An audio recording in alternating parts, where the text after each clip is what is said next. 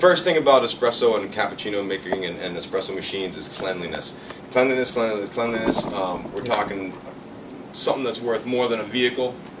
You want to take care of it like a vehicle, and these machines work on small little valves and little pinholes that the water goes through, and screens that are multi-layered. So without keeping these properly cleaned, you're going to cause a lot of unnecessary backup pressure, which can affect the tank and the heat exchange on the insides, and your machine will not last that long. We've been doing this since '93, and believe it or not, I've got an espresso maker that still works from 1996 when we had our first cafe. It just means you got to take care of them. You got to clean them every single time you make an espresso. That means the steam one and the group head, and you want to store the group heads in the espresso maker as well, clean and ready to go for the next person. One of the things you want to do, some people want to do it twice a day, some people only want to do it once a week. I recommend you do it at least once a day, and that is back flush your system. That means that you take a nice cleaner that is designed to break down coffee without the use of soap. This is a unique pill that actually works for manual and automatic machines. It is like an Alka-Seltzer, very effervescent. It's got scale inhibitors as well as water hardeners, and it breaks down the buildup of the coffee oils in the machine as well. Believe it or not, all the water that comes out of this machine flowing so fastly literally goes through one hole the size of a staple.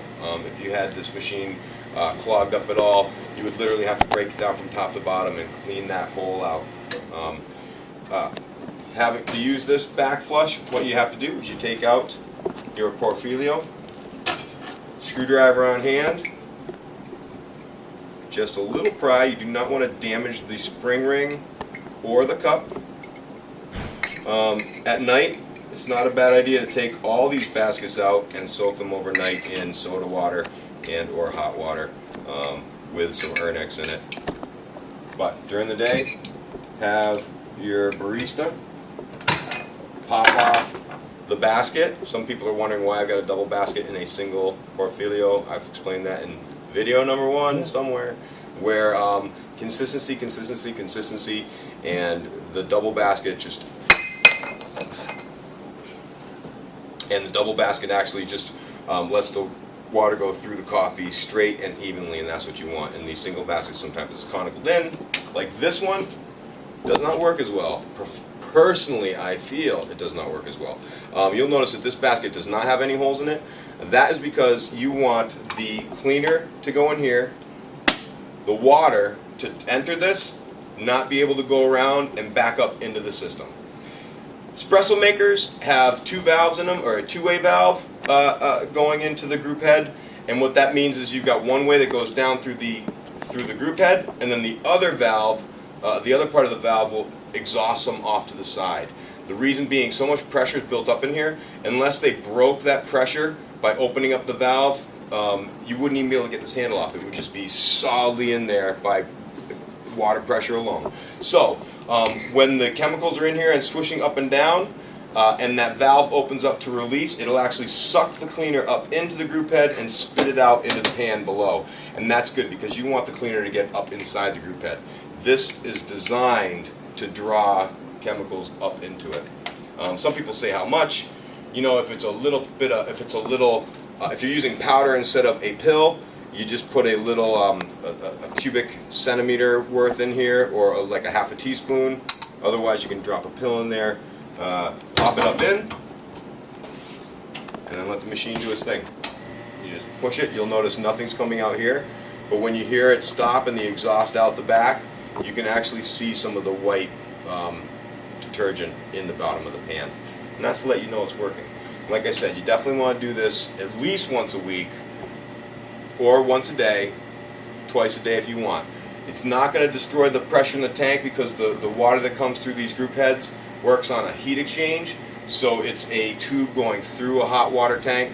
The water in the tank is actually used for the steam, and the water tubing going through the tank is used for the water coming out of here. If you want to suck it up into the group head a few times, it's good to stop it and start it, don't know if you heard that. I'll run it again if you listen.